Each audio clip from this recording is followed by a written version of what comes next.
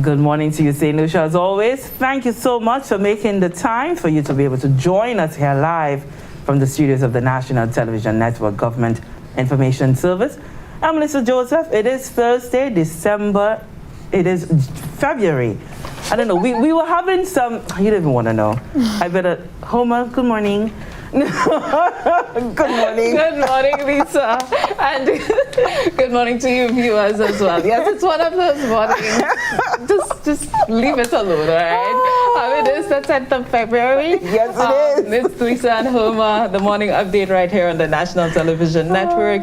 And those of you joining us on channel 122, our Facebook, our YouTube channels, we appreciate you joining us here this morning. We can get right into it. As you know, the Ministry of Health, Wellness, Elderly Affairs always keeps us updated as to our situation in St. Lucia as it refers to the COVID-19 pandemic. And so let's just very quickly, before we get into the meat of the matter this morning, keep you updated on that. So the Ministry of Health, Wellness and Elderly Affairs yesterday received confirmation of a total of 63 new cases of COVID-19. These samples were processed on Tuesday, the 8th of February, from a total of 281 samples, of which 221 were processed at the Ezra Long Laboratory, and 60 samples were processed at Laboratory Services and Consultations Limited. These samples were collected from the 7th to the 8th of February, and this number of positive cases makes up 22.42% of all samples processed on that date. Confirmation was also received of the recovery of 335 individuals diagnosed with COVID-19, bringing the number of active cases in country to date to 1,784. Currently, there are 52 positive cases of COVID-19 admitted at the respiratory hospital, and none of them are critically or severely ill, which is good news. We also saw the Ministry of Health informing us or reminding us that, again, vaccination is one of the primary ways that you can keep yourself safe from COVID-19. And if you are looking to get vaccinated today, the places that you want to go is the VA4 RC Parish Hall, as well as the Moshi Wellness Center, and that is between the hours of 9 a.m. to 4 p.m. Over to you. And vaccination, let's not forget that you have two choices just for now, with the AstraZeneca having the batch the Ministry of Health having been expired, and they are waiting the shipment of the new batch. You can now choose from the Johnson & Johnson vaccine. Vaccine. So go out there, as always, do all the consultations you need to. So, Homer, the Prime Minister, Honorable Philip J. Pierre, yesterday, the word did come out of his office that he had tested positive. He seemed to be asymptomatic from what the office has read. Is another indication that we should all do the right thing, get vaccinated. And he said that, he's not feeling ill, and we know that vaccination seriously lowers the risk of severe illness, hospitalizing. The staff of the Prime Minister very well. We hope to see him back on the trace.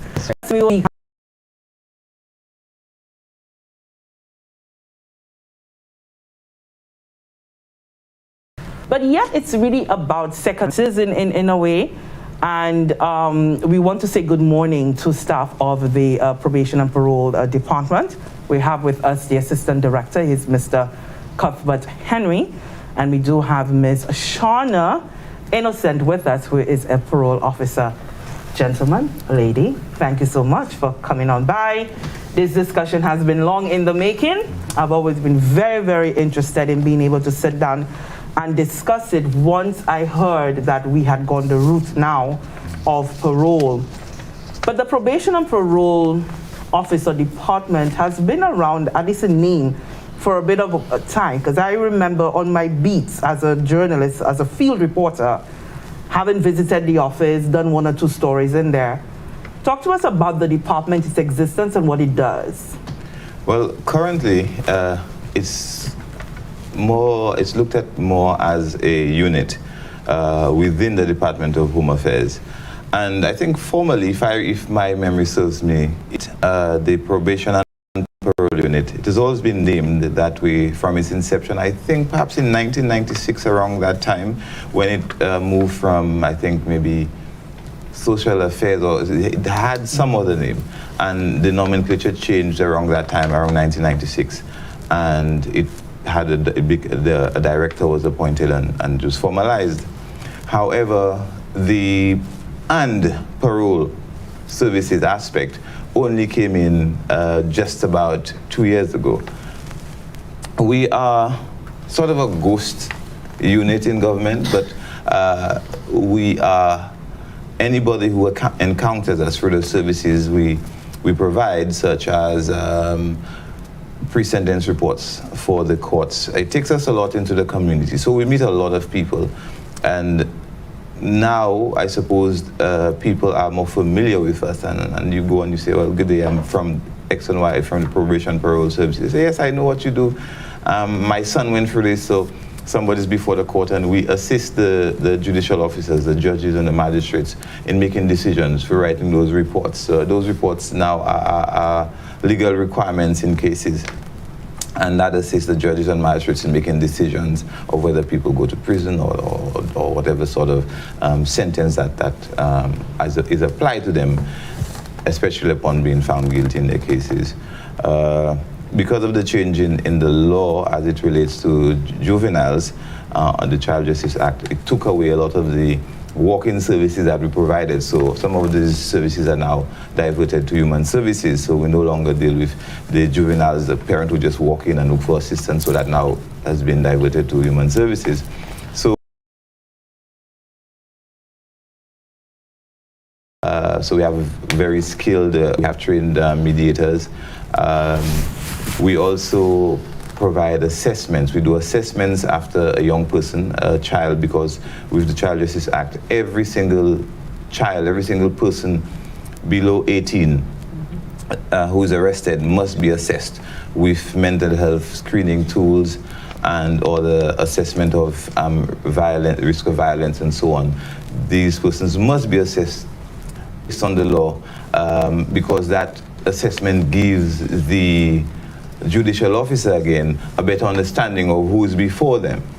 You also have now some going to leave probation. Apart from us supervising probation officers, we supervise community service. If somebody gets on to do unpaid work from either the low court or the high court, we supervise those persons. We place them in suitable areas, preferably perform those unpaid labor, community sentence.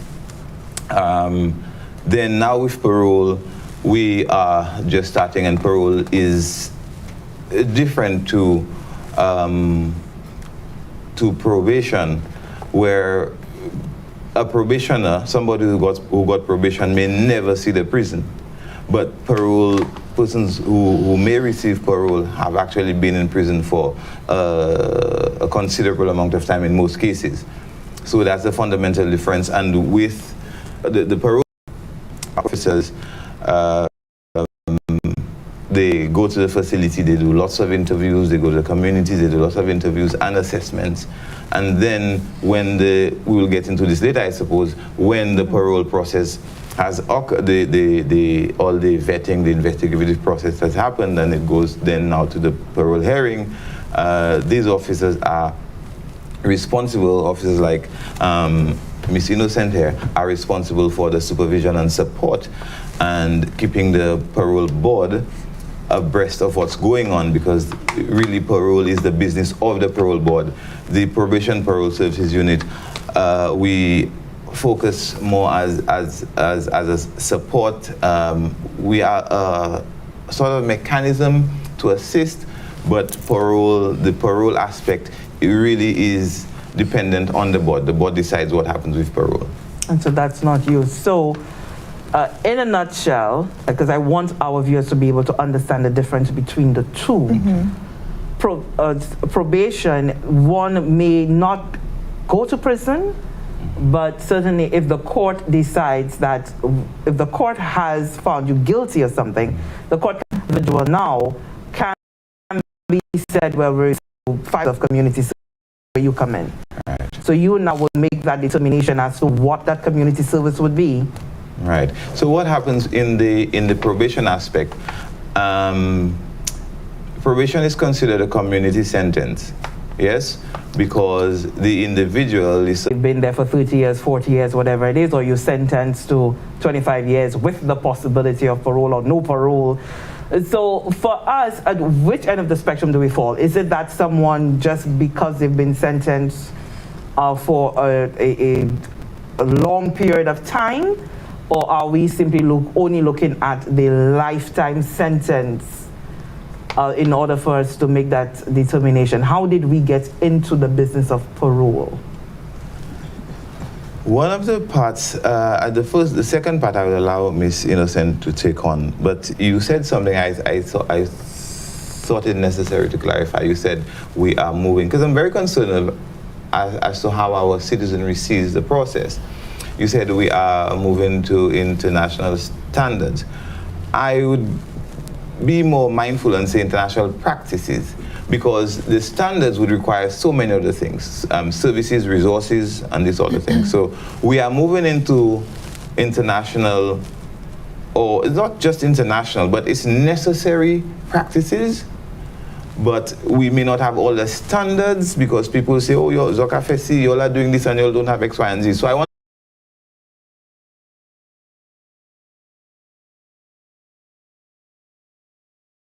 So what happens then?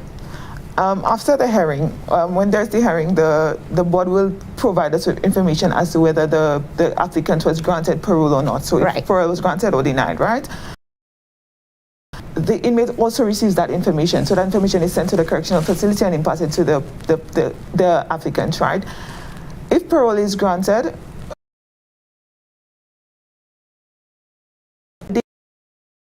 of release from the facility, the parole officer goes to the correctional facilities or act as that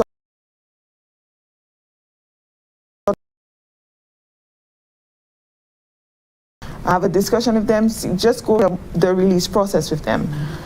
After which they're supposed to report to the department. That's on the granted, we're speaking on the granted now. So after which they're supposed to report to the department. When they report to the department, parts of the parole order stipulates conditions which they should apply to while on parole. So we go through all of these documents with them. And one of the documents within the parole dossier that we formulate as parole officers is what we call a release plan and community supervision strategy. So that takes effect the moment that the applicant, who is now a parolee, is out into the community. So when that happens, the parole officer is responsible for supervising the parolee in the community. And we visit their release community. That's important. We always visit.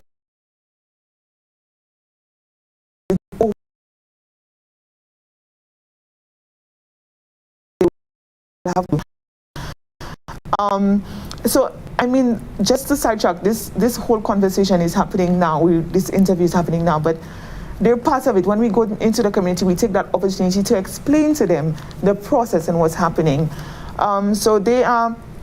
So we do that, and then the parolee participates in different programs that will assist with his resettlement and reintegration into the community. And these programs will vary from all the parolees because it is based on their needs, and all of these needs are identified when we put together the parole dossier. So when we do all of the assessments, we get that information, and from that information we can see what their needs are and what needs to be addressed, what can be a sore point for them in the community, what can create challenges for them in the community to facilitate that. If parole is denied, we do go back to the correctional facility just to do some debriefing with the applicant who was denied. So that is what for now, that's what we do with them. Nice. And moving into the aspect or the point of the importance of parole and introducing parole practices to our society as well as the justice system. Can you say that? The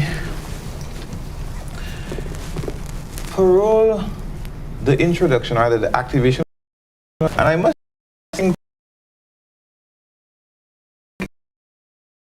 and I think that's repealed back or did not receive a cent or whatever.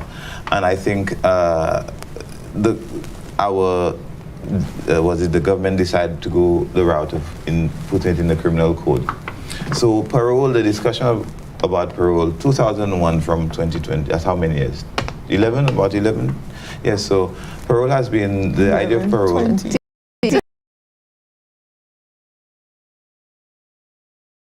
Yes. I am comfortable with that now. So I must say that, yeah, so it has been in discussion for a while.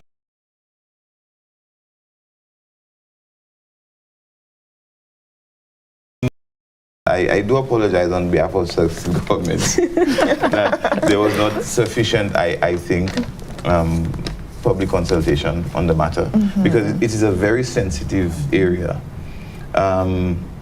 Remind me of the question, but I need to say this. You see, why it is sensitive? See, when, especially in a homicide, somebody is killed, you have a loss. So a father is dead, a brother to somebody, a godfather. We know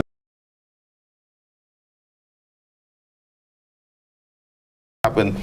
The trajectory is tied to a criminogenic side, that these people be at risk to crime, at risk to vulnerabilities for certain things, right?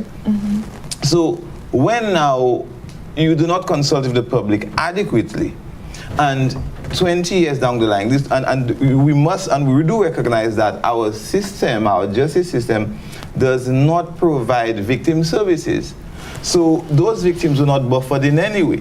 And 15 years down the line, 20 years down the line, you come in to say to them that the person who killed my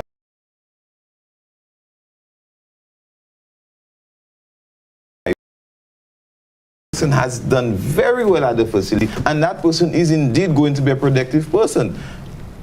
But then you have the emotional and psychological impact on that family.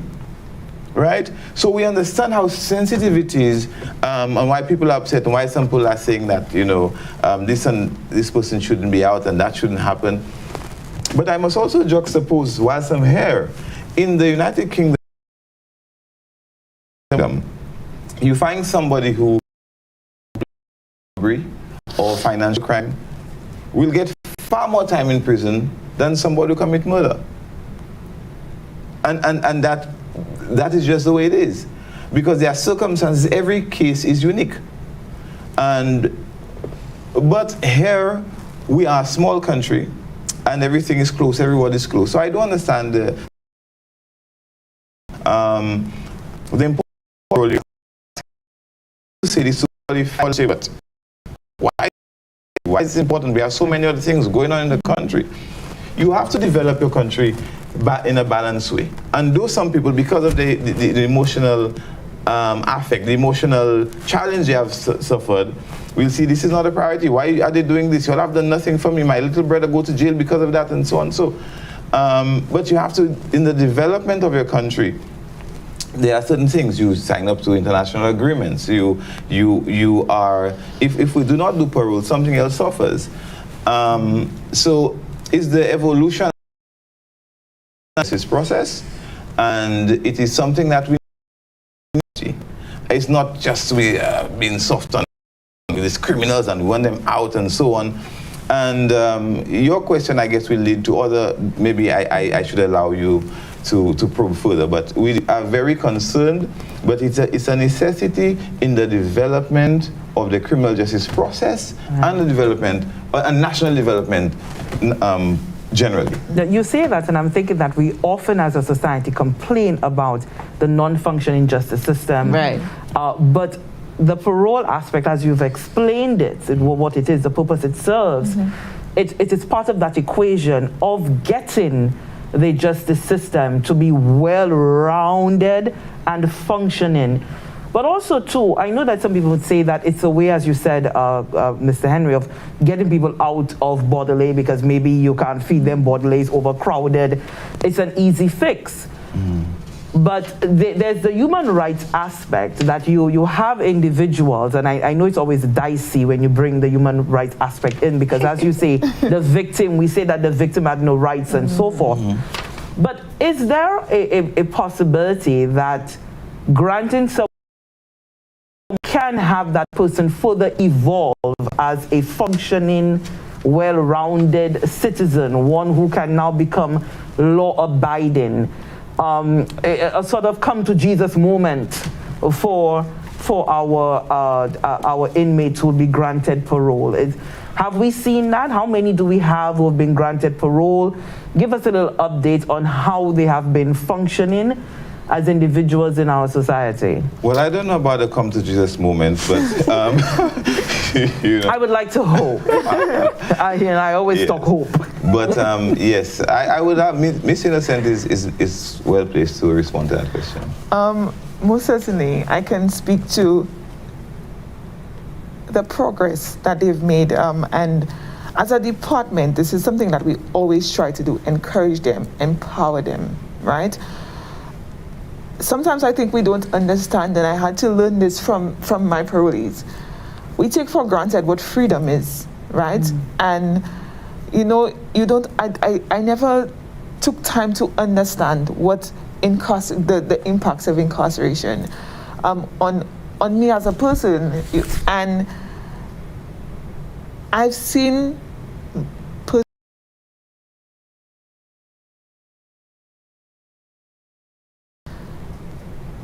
they see it as a second chance to prove themselves, to be better. And at every step, in everything they do, in everything, it can be the slightest thing, like opening a bank account.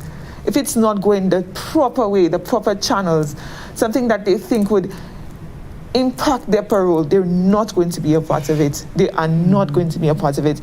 And Mr. Henry and myself and some of the other parole officers, we were having a conversation just recently about post-traumatic stress disorder, and that is what we've come to understand as it relates to what they are experiencing, and we acknowledge it and we empower them to move to appreciate what they are going through, appreciate what they've experienced, what their life at the correctional facility have been, and to help them with going through the challenges of what life is now, because it's a different world. It's a different world. It's a different world. And I've seen their successes. They are employed, law-abiding, when they come to the department. They're just wonderful persons, and you can see that change in them. But does the society accept? And I think that's important for the reintegration. Is our society by and of convicts? Very slowly, but I have this, Miss Innocent calls it a flight of ideas thing that happens with me. So I want to address something that you said before. So remember that question. Remember the question you asked me, right? I was listening to my colleague speaking about, how beautiful it is for the sitting there, and I like to be the objective by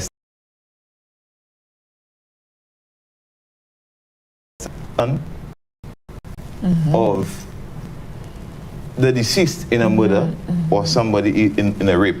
Or what if I'm the product of a rape? Yes? And the person who raped my mother, who is my father, biological father, is going to be granted parole. I'm listening to my colleagues, it's a good thing, and I know there are St. Lucians out there sitting and saying, look at these suckers, as if they're concerned about these people. Because they're angry. And I think if our jurists, if our they need to recognize the need for victim support services, because it throws this process of balance. And I can't sit here and in good conscience say all the good things. Yes, I've seen the parolees we have currently, I've seen them. They're like babies. They're like babies when they come from the facility.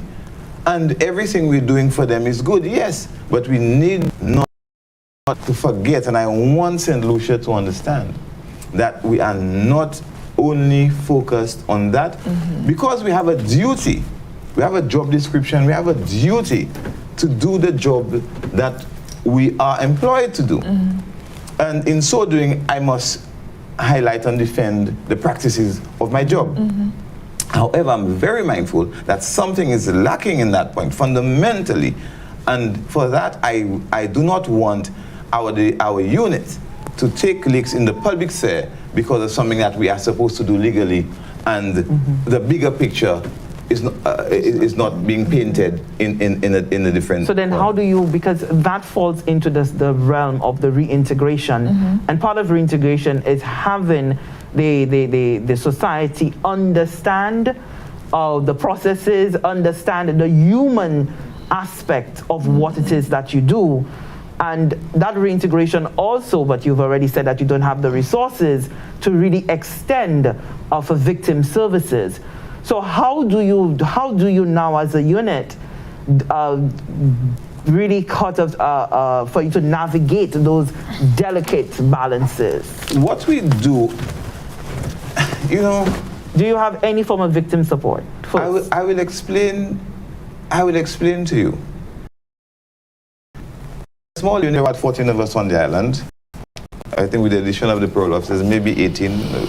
Small, very small unit. And that is small. And we're just creative. So some of us are trained in various areas: trauma, restorative practices such as restorative circles, restorative meetings. And what we do in some of those cases where the gaps are, we try perhaps have a trauma session or have a restorative meeting between the family of the victim, deceased, if the victim is deceased, and the parolees. And the parolees are very open.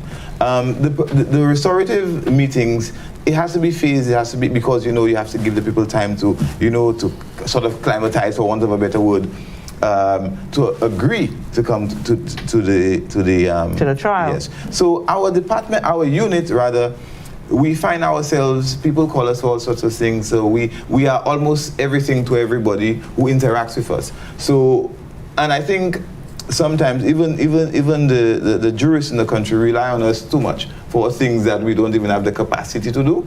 But we do try. There's a part of your question I forgot. I warned you about giving me loaded questions. But I think that in terms of the reintegration and the society being ready, because it's fairly new for us. Right. But you've already acknowledged that we did not have the sort of society consultation, if you will, sensitizing people that, hey, this is going to happen. So we are, as you say, we're beginning to see the society open up to the idea of second chances. But on the question of rehabilitation, I must tell you, I'm not into social media, but my family shares stuff with me and I see things. And St. Lucians are not very stupid people. We are becoming more and more intelligent, with whether by force or by, not by otherwise. And we are seeing things. And people know what happens at Bodley Correctional Facility. The inmates at Bodley Correctional Facility let it out. People who were incarcerated, they come out and they tell you, And when you speak of reintegration is one part of this process. Reintegration doesn't happen in the community when the person is released. Reintegration begins with a correctional plan. Reintegration is supposed to begin at the Bodley Correctional Facility. So to continue the reintegrative process, and what of the individual, of the parolee. And I want this to be clear. We are very aware of what we are doing. We as a unit, we have a case management approach to things. We have people who are able to do this work in this country. We need the autonomy, we need the latitude to do it, and we need the resources. So we are very concerned, and we understand the stigma that's associated with the jailbird syndrome. Because I grew up as a little boy in Miku. And when you hear that jailbird is out, everybody's afraid a jailbird is out. So we have that jailbird syndrome that affects the process. Now, if you do not go and debunk those things with your society, do it. We cannot be doing things as a unit for the country. we have to do it with the people. And when you do it with, just like we cannot say we're doing things for the parolee, we do things with the parolee. And when people are involved, then they have ownership of the process. And as we are, I think being here today is testament to what we believe is necessary for the public. And as I said, I apologize earlier for, the post-sensitization, But yes, so I know what's responsible for that is the jailbird syndrome. And gradually you find, and I will tell you why it's gradual and why it's expanding. Because we have more people in the country, we have more crime happening, and because of the more of those things, what you have is more families being affected. So when now crime hits your doorstep, you now realize what Mr. So-and-so was going through with his son or daughter 10 years ago. So now, when you come to that person who has experienced criminality, for want of a better word, at their doorsteps, they are more attuned, they are more sensitive. But that doesn't negate the responsibility on our part and government's part to have those public matters that are very, very sensitive, because, and I understand the other aspect of it being very sensitive is that the criminal justice process is very archaic, from police arresting and this and that, to the court system. It's very archaic, and it's very difficult to change. So now when you have that sort of thing being activated, parole being activated, that's a big thing because of all of what we said earlier.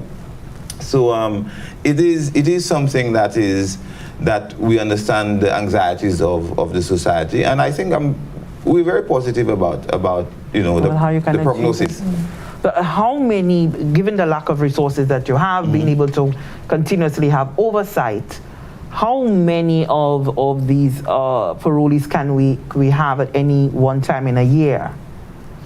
I don't think there is a mandated number of parolees or applicants to be granted parole. I think whenever we've received an application from, like I explained earlier to you, what the application process is, the onus is on, or the board has a responsibility, based on all of the information that they've received from the parole officer, to make that decision as to whether the applicant's rehabilitation will be further aided by parole. So that relies on the board. So if we receive 20 applications, the board is the one who makes the determination as to if 5 of them get parole, if 5 of them are denied. That relies on the board. There is no stipulated number of persons who are granted. But the hearing is important. The hearing is almost like that final yes, most definitely. thing. So that's the make or break of it all. After receiving the information, the hearing, yes. Yeah.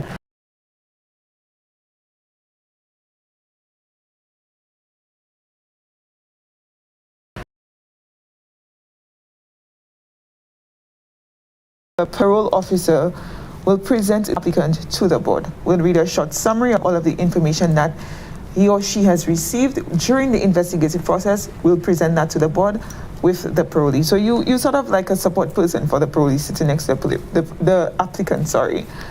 At the parole hearing, as per our past hearings, we've invited one support person for the applicant, so a family member, a friend, someone who they see as a major support system. They have the opportunity to ask that person to be with them at the hearing. And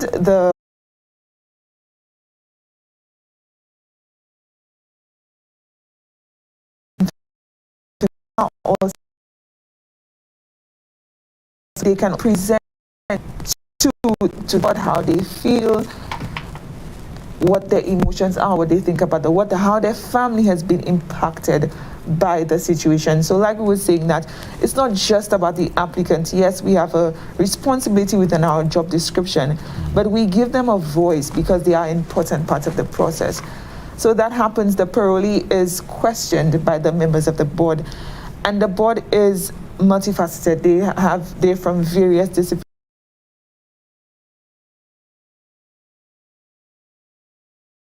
Their disciplines to the end. That process they deliberate for whatever amount of days that they need to, and they present a decision. Yeah. Earlier, Hilma asked you about, after the application, the board has decided to grant the parole. In terms of the life for the parolee, do you need, as a unit, you need to ascertain where that individual is going to be staying? Because there can be, because I heard you speak about the sort of home community, they may not necessarily return to their home community. So how do you now go about establishing that individual? Do you also need, and when I say you, the unit, does the unit now go into actively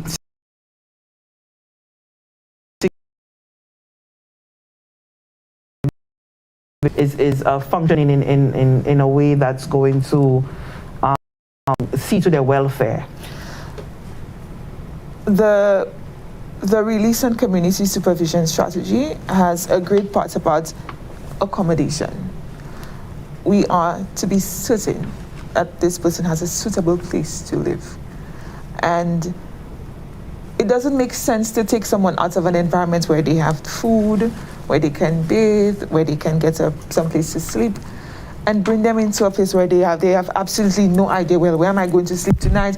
Is there any water? Is there a toilet? Is there a bathroom? We have to be certain of these things. And that is where we incorporate the family of the applicants. So they, as had been the case with all of the applicants that we've had, they've provided that sort of residential support to the applicants, right? So we rely on them a great deal for that in terms of finding accommodation for them. As it relates to employment, that is another important part of the release and community supervision strategy. We know that money is important. We need money to do every single thing. And about finding a job, a little something to do, something quickly to make $1 in terms of, and when I say, construction, they would be a part of it. So we facilitate these things. We assist them in terms of finding that sort of employment. We don't just leave them to go and fend for themselves. Like Mr. Henry said, we assist them. That is our role. So we assist them with finding suitable employment, empowering them with their skills like job ethics, financial management. We empower them with these skills that they would need to be functioning employees to just thrive in what they're doing. And I suppose to add to that, one of the things, we are very capable at the unit. However, we do at the extent of what we can provide, and we partner with other services, NGOs, and willing citizens.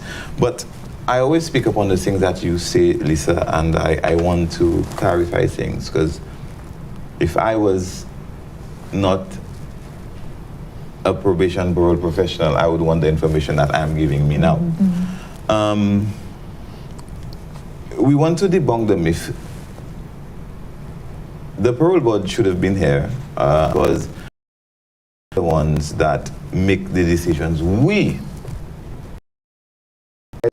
facilitate a process at our unit. We facilitate a process, but the buck lies and stops with the parole board.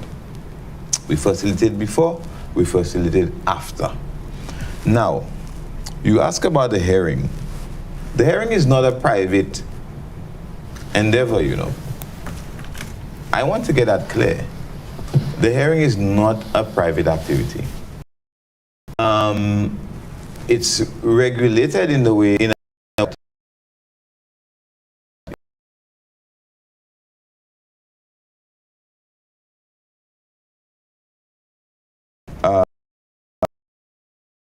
ask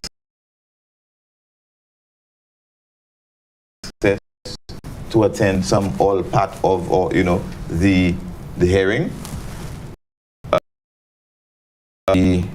Also, the parole board members are gazetted.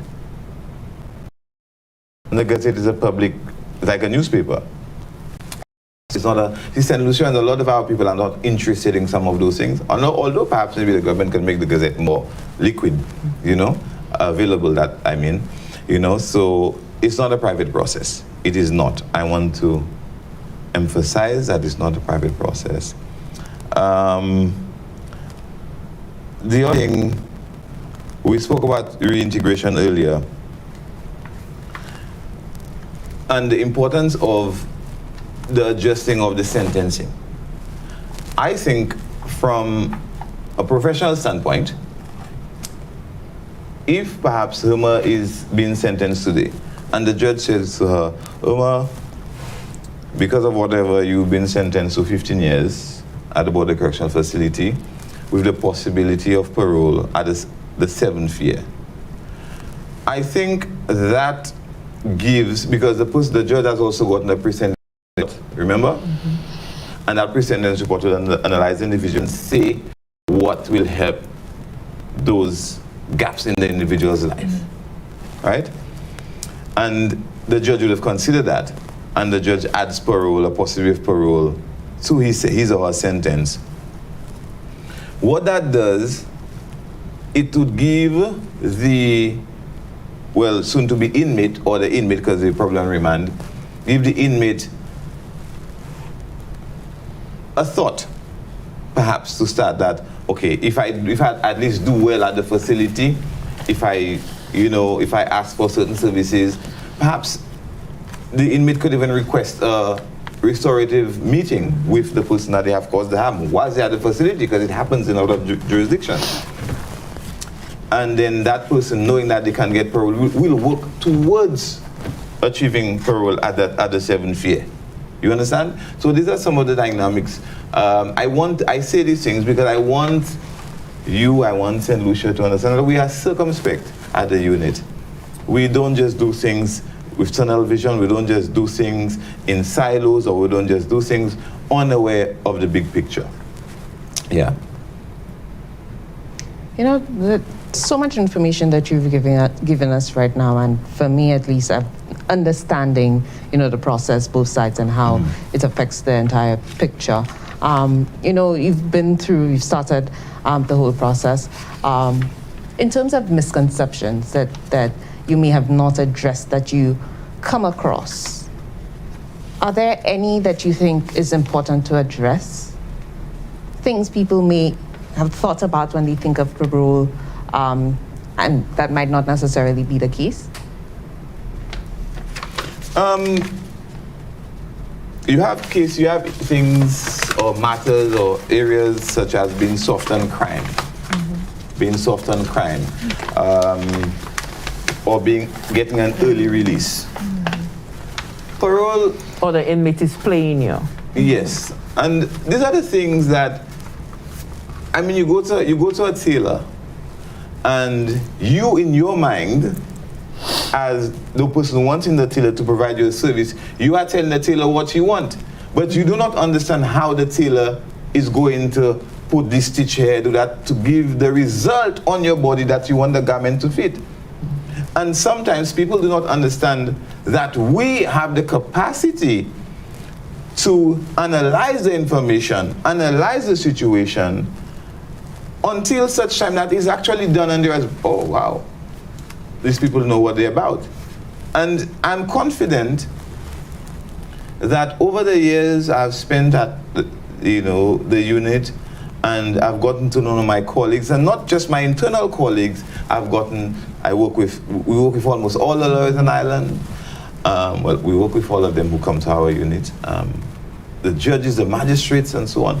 So over that time, we amass significant knowledge and understanding of the dynamics of the St. Lucian situation as it relates to pre-sentencing, post-sentencing, pre-prison, in prison, post-prison.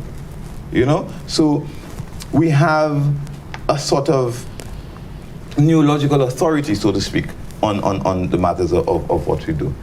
And misconceptions of, for example, early release. Parole, yes, the person is released earlier by virtue of parole, but early release really happens under the Correctional Services Act, where I think the Director of Corrections has the authority to do that there. Yes? But the earliness of the release on the parole side is a completely different thing. if I am correct, and today is the only day I'm not certain about this, but I will take a chance and say it. If under the Correctional Services Act, I'm not certain that the Director of Corrections can return the person to the prison. I'm not sure that's what that it operates like this. But under a parole order, the person literally the person does not have the shackles. They don't have the electronic tagging. But like this, the parole board can match them back up to bodily. There are certain Not consuming alcohol, to give them these things. And another part of it is that you cannot be arrested for a different offense while you are on parole. That can cause a suspension or forfeiture or revocation, of your parole, and that can result further in a forfeiture. And when you are returned to the correctional facility, you can no longer apply for parole on the matter for which you were granted parole in the first place. But that doesn't mean that if you are recently charged, so if you were charged, say for example, you were on parole for robbery, so if you were charged for probably assaulting someone, it doesn't mean that you cannot apply for parole on that new charge after you've met the eligibility criteria. So it certainly differentiates. Yeah. The other thing I wanted to ask is, have you had any instances where a parolee just can't cope on the outside? That individual can't cope? Have you had a reoffender? Well, yes. Have you had, I mean, you just explained the violation aspect, but have you had an instance where you've had an individual revocated? As at present, no. We've not had that experience. Like we explained earlier, it is a very new process, and we are in our second year. We've not had any of these instances with any of the parolees. So that says you on the right track. We don't foresee that happening. Right, either. Yes. With the current sets. How comprehensive you are. Yes. But in terms of coping, I think that's very important. The sort of counseling services that you provide, or are you collaborating with an entity for that? Well, we do partner with different agencies, and the parolee and the parole officer, like they're supposed to maintain contact while on parole. So the parole officer is equipped with the skills and the knowledge to acknowledge or to observe when the parolee is having some sort of challenge. And what we do at the department is take some form of case management approach. I think that we might need the advice on different persons within the department and we make a decision that will be to the benefit of the individual, the client, to empower them and to help them to work through these challenges. If we are not able to provide the resources at our department, we do outsource these services to assist the parolee the best way we can. All right, well, we want to thank you for coming through and giving us a sort of synopsis of what happens there. I know it's far deeper than that. Homer, as always, we give a standing invitations that anytime a conversation that needs to be continued, and next time we will chop up the various areas in order for you to be able to delve into it. I know you have some parting words, so I'll give you 40 seconds. 40 seconds. I see you. No, I was just looking. We covered everything. I'm just happy for the opportunity for the rest of my service. But look how patriotic you are in the month of our independence anniversary.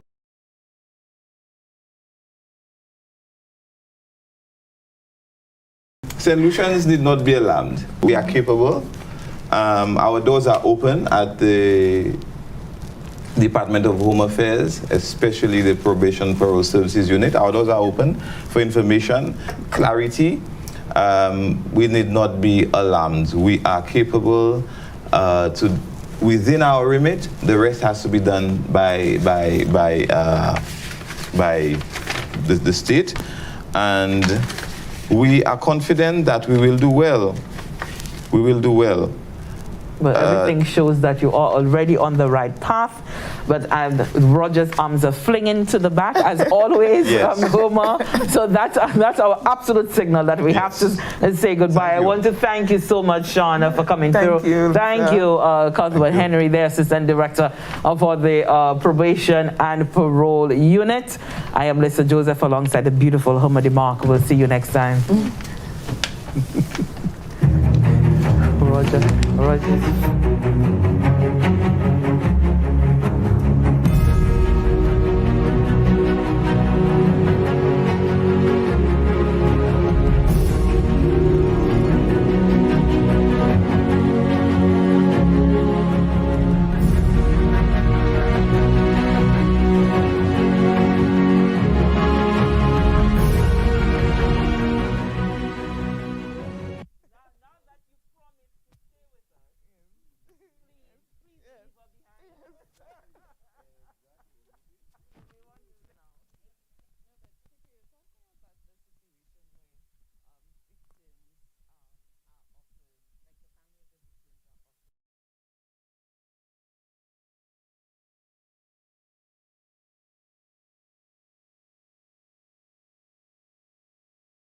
Data in a visual